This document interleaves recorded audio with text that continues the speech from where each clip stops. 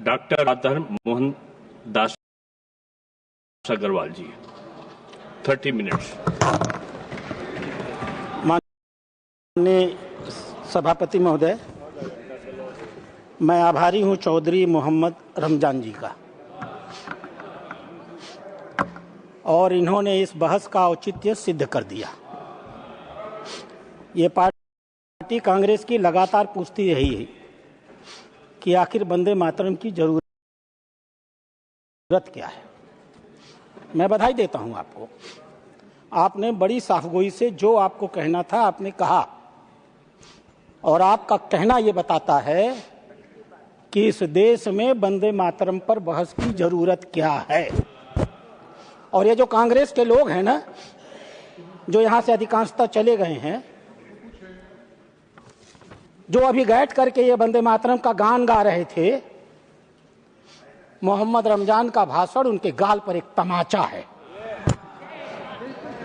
यह बता रहा है कि ये कांग्रेस के लोग, ये आप पार्टी के लोग, ये कम्युनिस्ट पार्टी के लोग, ये डीएमके के लोग, ये पूरा इंडी ठकबंधन आज की इस बहस के साथ एक भौंडा मजाक कर रहा था। हिम्मत थी इस बात की आदमी की, मैं बधाई दूंगा सांसद जी को। खोल के उन्होंने कहा कि हम वंदे मातरम नहीं गाएंगे, और यही इस चर्चा का मुद्दा है। अरे छोड़ो पॉइंट ऑफ आर्डर, बैठो। सभापति महोदय, जितना ये डिस्टर्ब करे सब मेरे समय में से बचाया जाए। अब बैठिए, आपका देख के बात। माननीय गृह मंत्री बोल रहे थे, माननीय गृह मंत्री ने कहा, तो आप बोलिएगा। रामायण का जिक्र किया, भगवान श्री राम का उल्लेख किया, और कहा अपि स्वर्णमयी लंका न मेर उच्चते लक्ष्मण जननी जन्मभूमिश्च स्वर्गादपि चिरगरीयसी।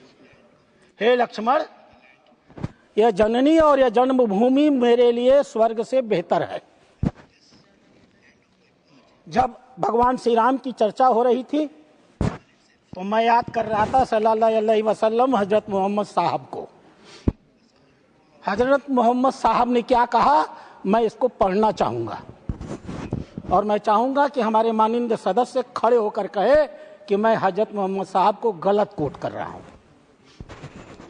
हजरत मोहम्मद साहब ने कहा, हजरत मोहम्मद साहब को जब मक्का से हिजरत करनी पड़ी और मदीना चले गए, उनका दिमाग मक्का पर लगा रहता था, मक्का के लोग उनको आने नहीं देते। फिर 630 में वो लौट करके मक्का आए, और उन्होंने क्या कहा, तुम कितनी प्यारी जमीन हो। एक एक शब्द गौर करिएगा, तुम कितनी प्यारी जमीन हो, यानी कि धरती माता, और मुझे कितनी प्यारी हो, यानी कि मैं धरती माता से प्यार करता हूं। अगर मेरी कौम ने मुझे तुमसे न निकाला होता तो मैं तुम्हारे अलावा कहीं भी नहीं रहता। ये धरती का प्यार है जो राम जी में भी था और सल्लल्लाहु अलैहि वसल्लम हजरत मोहम्मद साहब में भी था। दुर्भाग्य तो आपका है। मैं आगे बताता हूं, मैं आपको आगे समझाता हूं। सभापति महोदय, एक देश है अजरबैजान, उज्बेकिस्तान, वो पहले रूस का हिस्सा था। रूस के हिस्सा रहते हुए उसमें ताशकंद में एक मूर्ति लगी हुई थी, मदरलैंड ऑफ रसिया।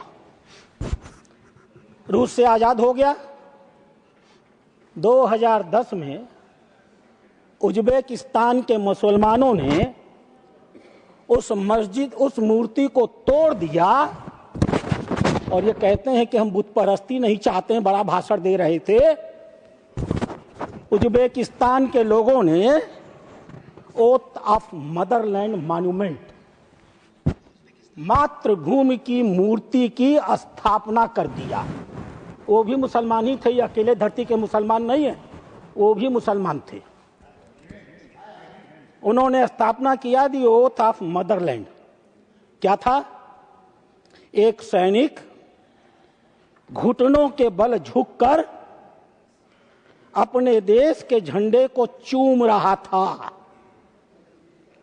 और उनके पीछे उज्बेकिस्तान के प्रतीक के रूप में एक मां उसे आशीर्वाद दे रही थी। वो मूर्ति आज भी उज्बेकिस्तान में है, वो भी मुसलमान हैं। उन्होंने एक मूर्ति हटाई, अपने देश में अपने देश के मां की दूसरी मूर्ति लगाई, उस देश का झंडा चूमा, घुटनों के बल झुक के प्रणाम किया। उनका इस्लाम किसी ने आज तक दुनिया में खींचा नहीं, सीखा नहीं। आपको मालूम है 3 देश ऐसे हैं जहां मदरलैंड पार्टी है। ईरान में मदरलैंड पार्टी है, तुर्की में मदरलैंड पार्टी है और अजरबैजान में मदरलैंड पार्टी है। मातृभूमि के नाम पर जो लोग राजनीतिक दल चलाते हैं उनका इस्लाम खतरे में नहीं आता और चलाते नहीं है।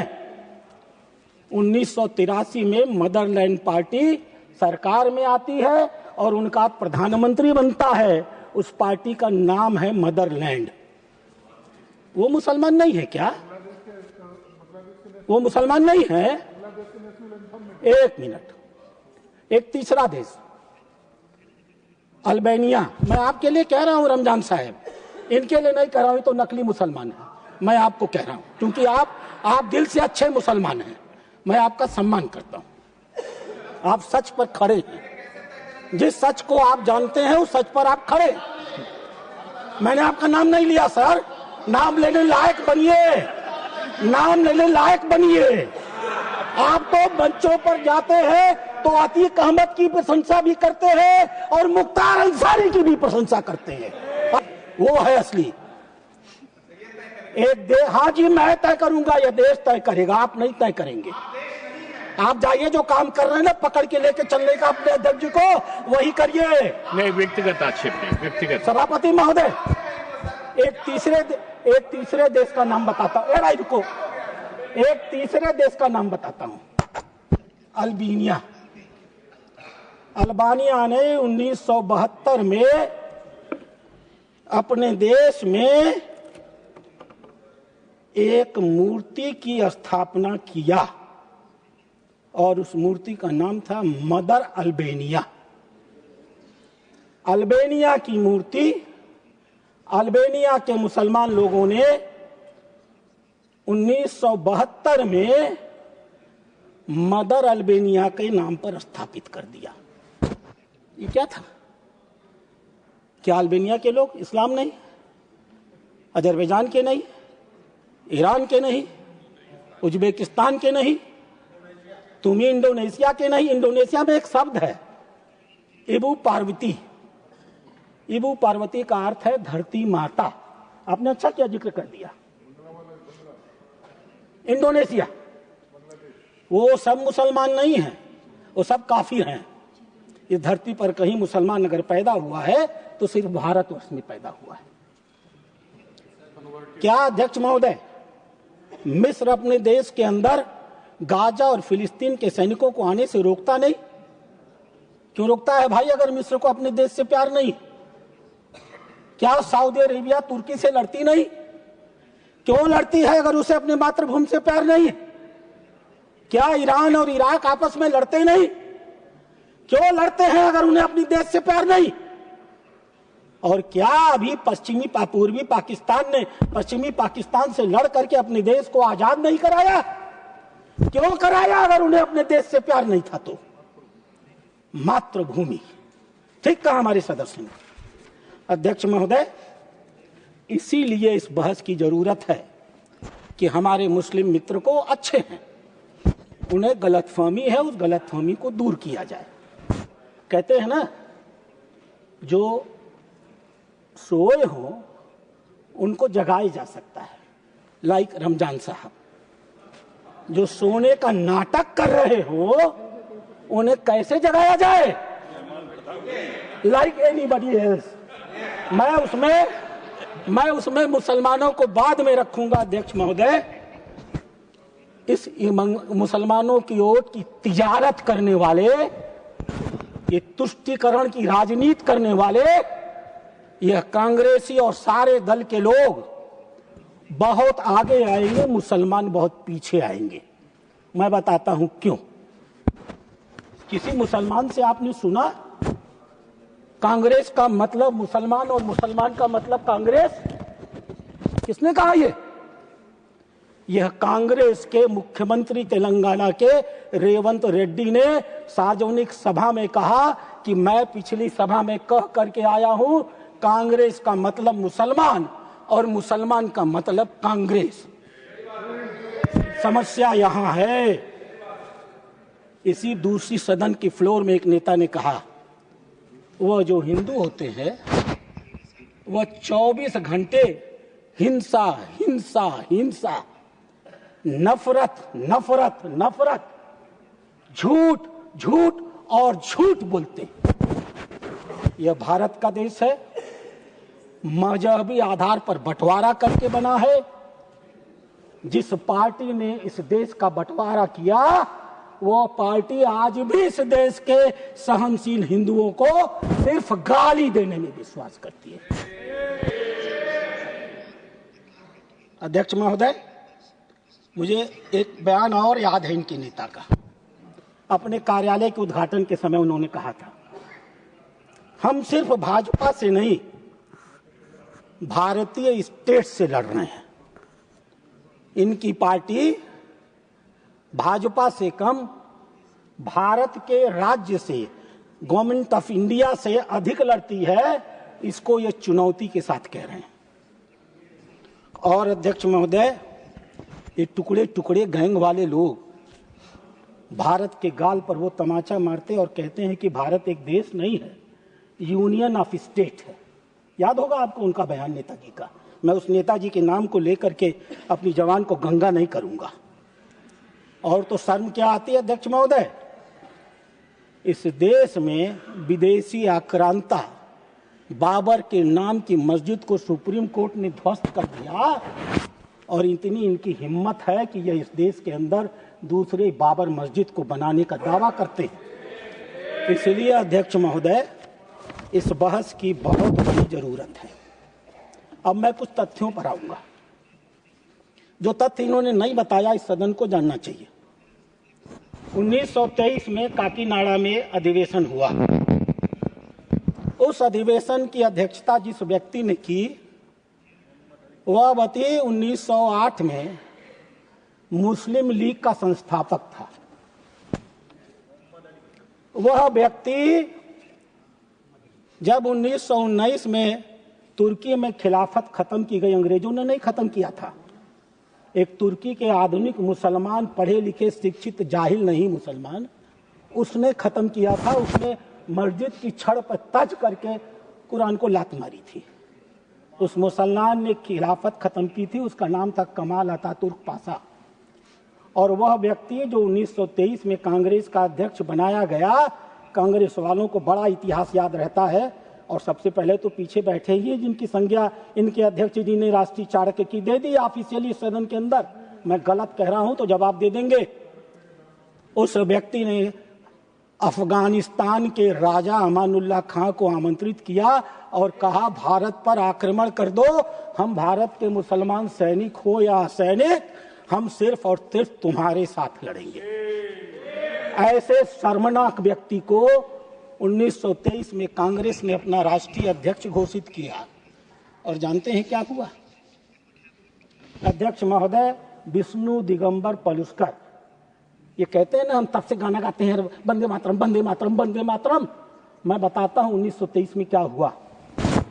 विष्णु दिगंबर पलुस्कर ने सबसे पहले वंदे मातरम गाना शुरू किया और वो अध्यक्ष महोदय, उनका नाम था मोहम्मद अली जौहर, जिन्होंने भाषण दे के कहा था एक अच्छा और आदर्श से आदर्श महात्मा गांधी एक नीच से नीच और चरित्रहीन मुसलमान से भी चरित्रहीन है। मेरा इस्लाम ये मानता है न कहा हो तो जवाब देना। उस व्यक्ति को इन लोगों ने अध्यक्ष बनाया और उस व्यक्ति ने दिगंबर विष्णु पालस्कर को भाषण गीत गाने से रोक दिया। यह देश आभारी है उस विष्णु दिगंबर पालस्कर का, जिसने खुलेआम चुनौती दी और कहा, हे अध्यक्ष, यह मस्जिद नहीं है, यह मुस्लिम लीग की बैठक नहीं हो रही, यह कांग्रेस पार्टी की बैठक हो रही है और मैं पूरा वंदे मातरम गाऊंगा।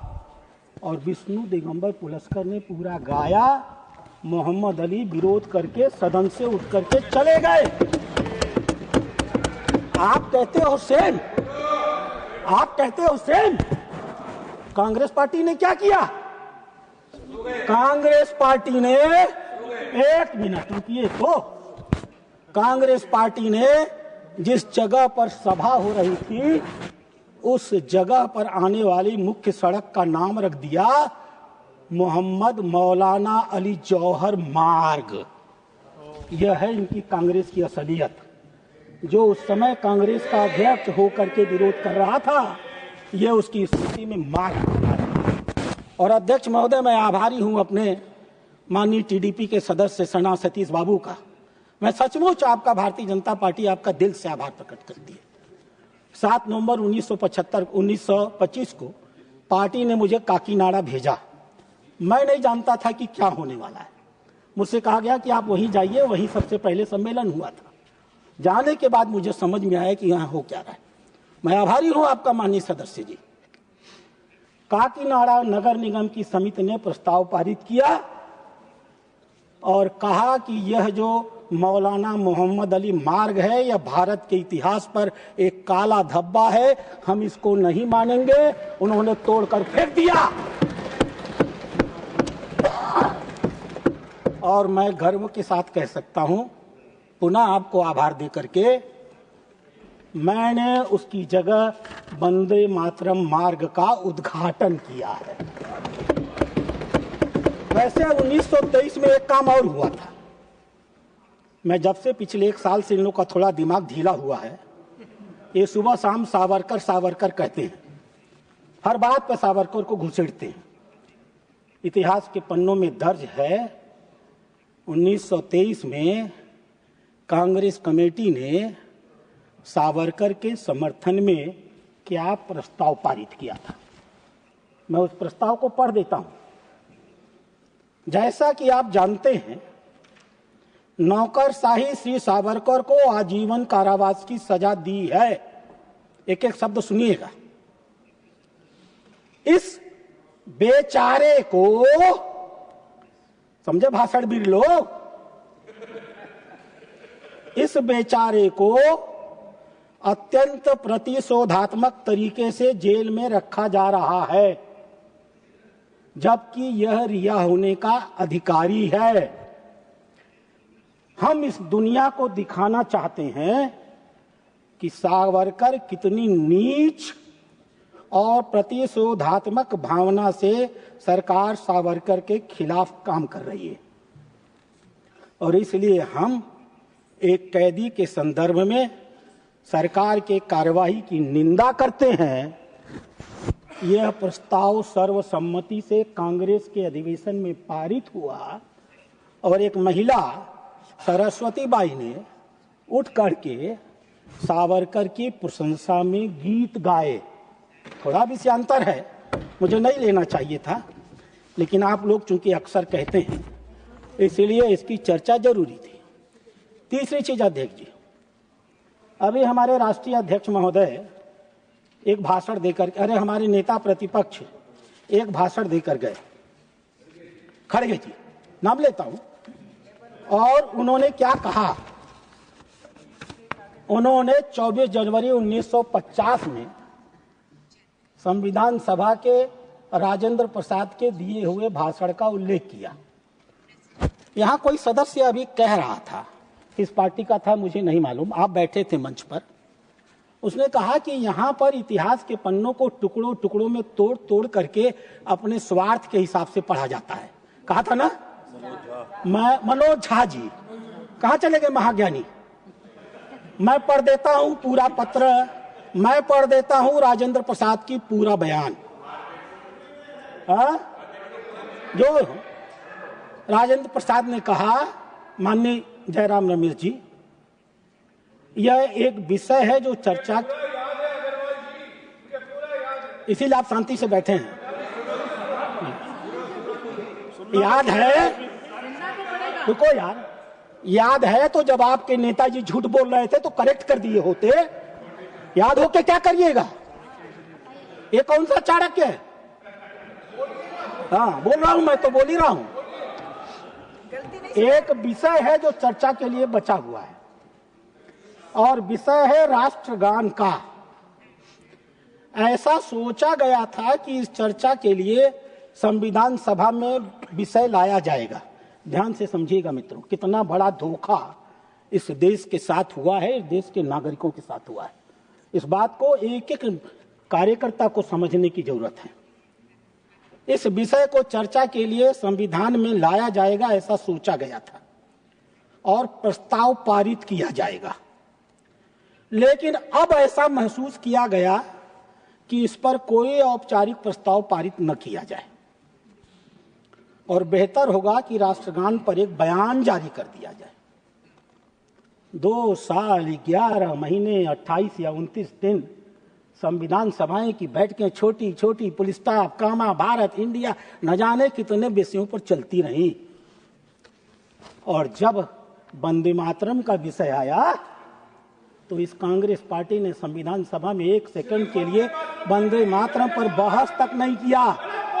अरे आप बैठो, पढ़ रहा हूं नीचे, बैठो, अरे बैठो। मैं कांग्रेसी नहीं हूं तो झूठ बोलूं। माननीय जयराम जी, बैठाइए इनको। नहीं, आप चेयर को संबोधित करिए। इन्होंने मुझे, वो पढ़ रहे हैं उसको सुनिए। इन्होंने मुझे कांग्रेसी समझ लिया है जो मैं झूठ बोलूंगा।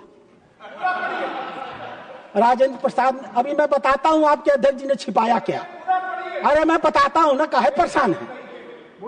मैं वचन देता हूं, मैं बयान देता हूं, जन मन गण की रचना इसके शब्दों और संगीत के साथ भारत का राष्ट्रगान होगा। ये आपके नेता प्रतिपक्ष ने कहा, मानता हूं। अगली लाइन उन्होंने हटा लिया, बड़ी चतुराई से हटाया, और मैं चाहूंगा कि उस पर भी कूदे और बताए कि इनके नेता प्रतिपक्ष ने कहा कि नहीं। जब जैसी परिस्थितियां होंगी तत्कालीन सरकार इसमें किसी भी प्रकार का परिवर्तन कर सकेगी। आज तक भारत को आजादी के 75 सालों बाद इस देश को बताया नहीं गया कि संविधान सभा में उसके चेयरमैन ने निर्णय लिया था कि देश का आने वाली कोई भी सरकार जब जैसा महसूस करेगी जनमन गण अधिनायक में परिवर्तन कर सकेगी। कहा था ना। अरे बैठो महाराज, बैठो महाराज, बैठो महाराज, बैठिए, आपका नंबर बैठिए चाणक्य साहब। आप अपने, मैं अभी और बोल रहा हूँ। अरे आप बोलिए ना, गलत है तो इसके बाद मैं चुनौती देता हूँ। आप अपनी बात को रखिएगा। मैं चुनौती देता हूँ। आप लोग सीधे चेयर को संबोधित मैं सदस्यता छोड़ दूं, और मैं सही हूं तो ये सदस्यता छोड़ दें। आप एक दूसरे को देता हूं चुनौती। ले लो, ले लो, ले लो। वंदे मातरम का गाना नहीं, बैठे नहीं करता हूं मैं, नहीं बोलने दूंगा। अभी मैं बोलूंगा। अभी आपका आई डू नॉट ईट। अभी नंबर आपका आपका नंबर आएगा। नहीं, एक दूसरे को संबोधित नहीं करेंगे। अभी आपका नंबर आएगा। हाँ, आप बात सुन के।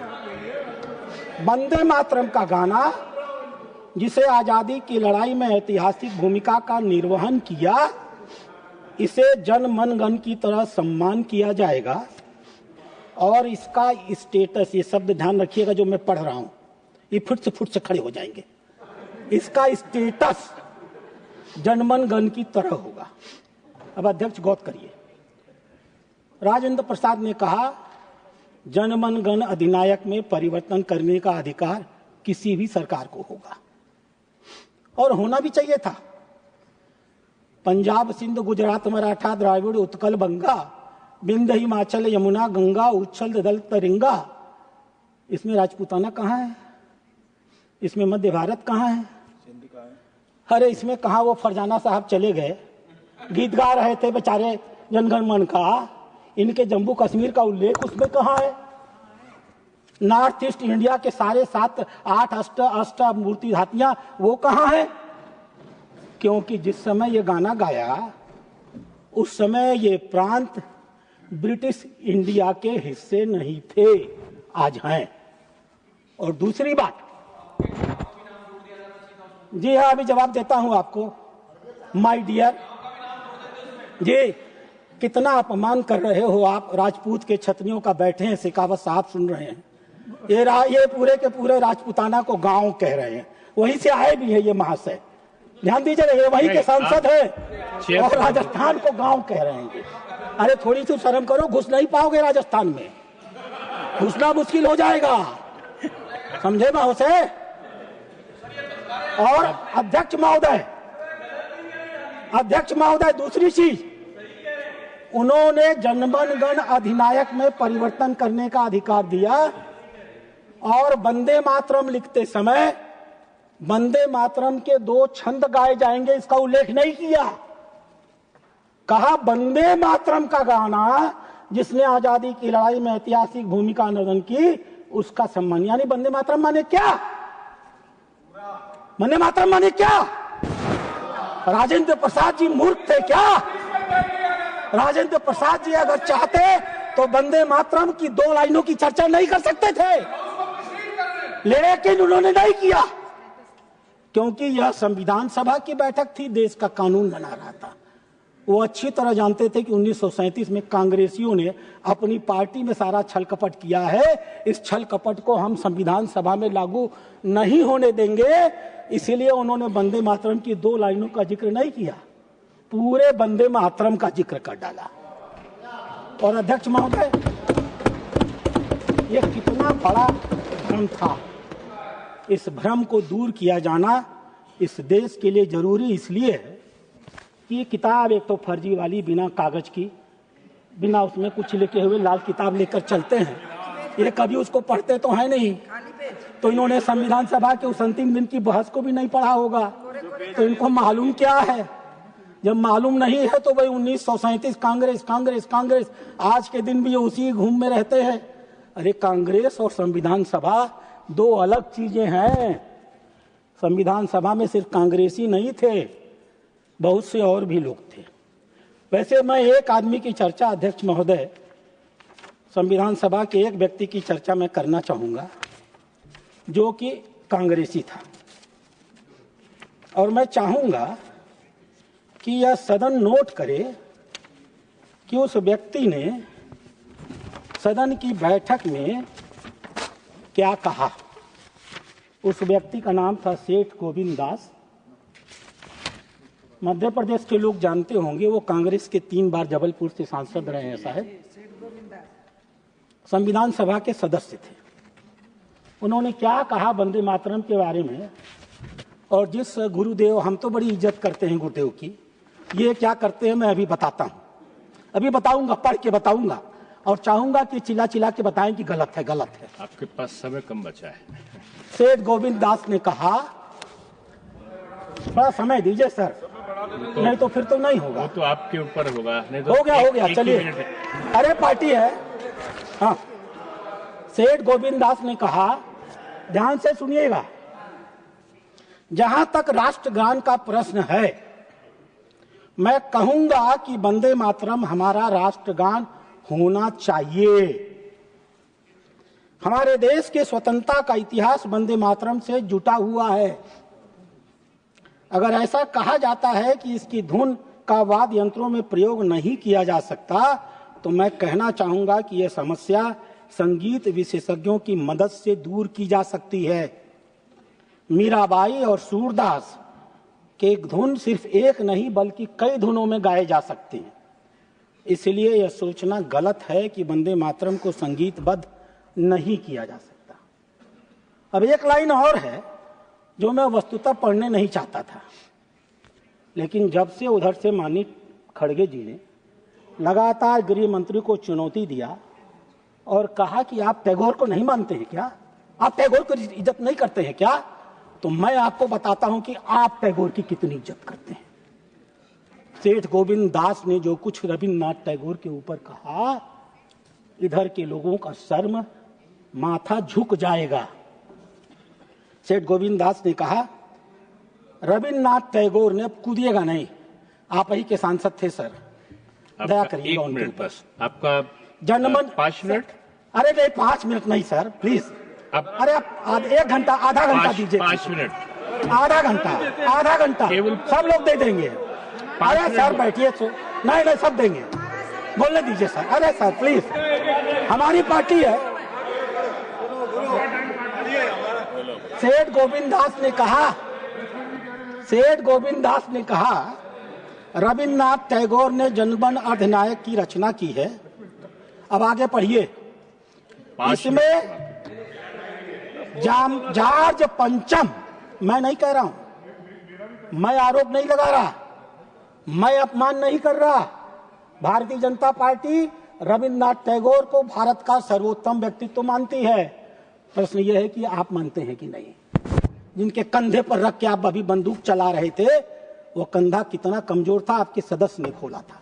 उन्होंने कहा जॉर्ज पंचम ब्रिटेन के राजा के भारत आने पर 1911 में इसकी रचना की गई। मैं नहीं कर रहा हूं जो, मेरे ऊपर मत चिल्लाइएगा कि भाजपा अपमानित कर रही है, आपका सदस्य था। इस कविता के द्वारा भारत मां का नहीं बल्कि ब्रिटेन के किंग अंपरर का सम्मान किया गया है। भारत भाग्य विधाता शायद यह स्पष्ट करता था कि यह संबोधन अंग्रेजी राजा के लिए था। और अध्यक्ष महोदय, अगर सेठ गोविंद दास की रचना इनको बुरी लग रही थी, आजादी के बाद इन्होंने 3 बार उन्हें लोकसभा का टिकट दिया, और पूरे देश को जानकर आश्चर्य होगा 1961 में सेठ गोविंद दास को इस भारत का सबसे बड़ा तीसरा पुरस्कार पद्म विभूषण भी इन्होंने दे दिया।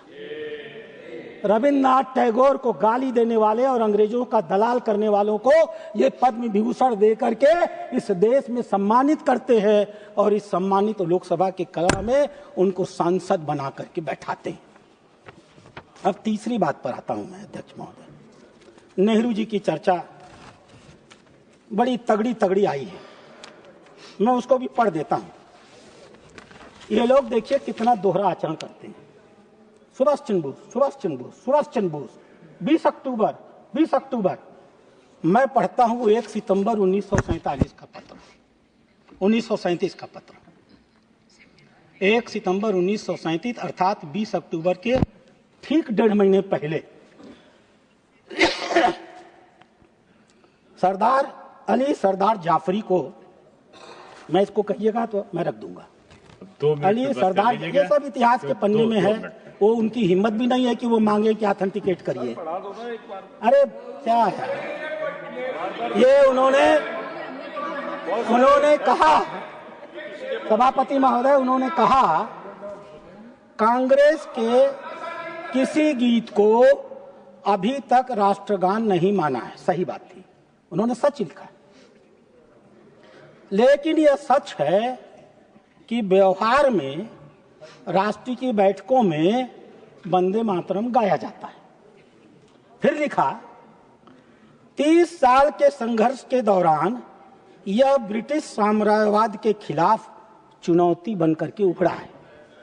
फिर लिखा हजारों लोगों ने देश में इस गीत को गाने का दंड सहा है। फिर लिखा यह भारत के राष्ट्रवाद का प्रतीक बन चुका है। फिर लिखा, ध्यान दीजिएगा क्या लिखा और चुनौती दीजिएगा मुझे, मैं नहीं मानता हूं कि कोई भी ऐसा मानता है कि इसमें एक भी शब्द का देवी से कोई मतलब है। मैं दोहराता हूं, माननीय रजमान साहब, आपके प्रिय नेहरू जी जिसका आप नाम जिक्र कर रहे थे, उनका ये पत्र है सरदार अली जाफर को। मैं नहीं मानता हूं कि कोई भी ऐसा मानता है कि इसमें एक भी शब्द में देवी का कोई मतलब है। ऐसा मतलब निकालना, उन्होंने अंग्रेजी शब्द का प्रयोग किया है, एब्सर्ट है, बकवास है। और हम ये नहीं मानते, प्लीज इस किताब को लिखने से दिल में कहीं कोई बात पैदा होगी। मैं ये मानता हूं, अंतिम लाइन, मैं ये मानता हूं कि पूरा गाना बस और इसे पूरे शब्द के साथ, आपकी बात आ गई, पूरी तरह से यह नुकसान रहित है। नेक्स्ट पूरा गाना राघव चड्ढा जी, पूरे शब्द के साथ 3 मिनट्स। पूरी तरह।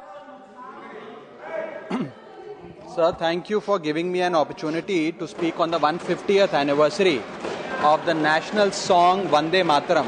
सर, कई बड़े लोगों ने, बड़े बड़े नेताओं ने बड़े बड़े वक्तव्य दिए। मैं सदन का सबसे छोटा सदस्य हूं और अब छोटा सा वक्तव्य, एक कविता लिखी है, उसके माध्यम से आपके सामने रखना चाहूंगा। सर, थोड़ा शोर हो रहा है, थोड़ा शांत करें। मैं कैसे बात करूं? आप बात रखें, आप बैठ जाइए, आप बात नहीं करिए। हाँ, आप राघव जी अपना शुरू करिए। सर, टाइम जा रहा है, मैंने रोक रखा है टाइम को। अब नहीं, अच्छा, 1 मिनट में केवल बात को 1 मिनट। अध्यक्ष महोदय, 1971 में बैठो। 1971 में इस देश में एक कानून पारित किया। 1971 में इस देश में एक कानून पारित किया गया, इनकी ही सरकार थी। कानून का नाम था prevention of insult to the national honour act. आपने मालूम इन्होंने क्या षड्यंत्र किया? संविधान सभा ने कहा था कि राष्ट्रगीत का वही स्टेटस रहेगा जो राष्ट्रगान का रहेगा और उसे बराबर सम्मान दिया जाएगा। अगर ये संविधान सभा के और देश के संविधान के प्रति इनके मन में इतना भर भी सम्मान रहा होता, तो जब ये prevention of insult to the national honour act pass कर रहे थे, तो जहां ये राष्ट्रगान लिख रहे थे, वहां इन्हें राष्ट्रगान के साथ साथ राष्ट्रगीत भी लिखना चाहिए था। और अध्यक्ष महोदय, कितने कुटिल हैं अपने चालों में। ये हिम्मत होगी तो खड़े होकर जवाब देंगे। ये कितने कुटिल है अपने चालों में। इन्होंने जब कानून पारित किया तो लिखा क्या? अगर कोई जानबूझकर राष्ट्रगान का विरोध करता है, सिर्फ राष्ट्रगान, राष्ट्रगीत नहीं, ये इनका आचरण समझिए। इस देश में जो आज हो रहा है उसके जड़ में यही लोग हैं। अगर कोई जानबूझकर राष्ट्रगान का गाना बाधित करता है और ऐसे गाने के लिए एकत्रित सभा को डिस्टर्ब करता है, तो उसे 3 साल की सजा होगी। देश में कानून बना, कानून में एक बार भी नहीं लिखा गया कि 1937 में कांग्रेस ने तय किया था कि 2 लाइन का वंदे मातरम गाना जाएगा। देश की संविधान सभा में बहस हुआ और यह तय किया गया कि राष्ट्रगीत को उतना ही सम्मान मिलेगा और वही स्टेटस मिलेगा जो राष्ट्रगान को मिलेगा। कानून बनाया इन्होंने और पीछे के हाथों से जान करके राष्ट्रगीत का इन्होंने गला घोट दिया। ये हत्यारे हैं राष्ट्रगीत। और इन्हें कहना तो ये चाहिए था कि जब राष्ट्रगान गाया जाएगा तो हर आदमी खड़ा होकर के इस गाने को गाएगा। इन्होंने उसमें नहीं लिखा। आज उसी का फल है कि कोई कहता है कि हम नहीं गाएंगे। और अध्यक्ष महोदय, मैं समाप्त कर रहा हूं। बहुत बड़ी बात, बस खत्म। 26 दिसंबर 2025 मैं कंक्लूड कर रहा हूं।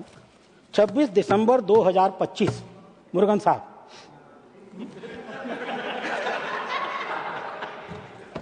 सेंट्रल हॉल में संविधान दिवस मनाया गया। मंच पर 9 लोग थे।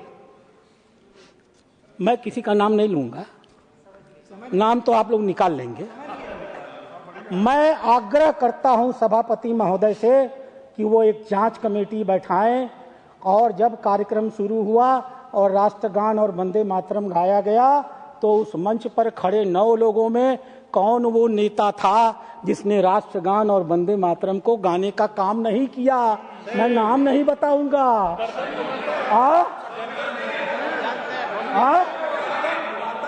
गर्दन घुमाता रहा लेकिन राष्ट्रगान नहीं गाया। तो जब आपका इतना बड़ा नेता नहीं गा रहा तो वो बेचारे की क्या गलती है। इसलिए अध्यक्ष महोदय मेरा आपसे मांग है, इस सभा के पटल पर वो वीडियो देख करके उसकी रिपोर्ट बना करके ऑफिशियली रखी जानी चाहिए। मातरम मातरम मातरम मातरम। धन्यवाद कि जितना समय आपने ज्यादा लिया है वो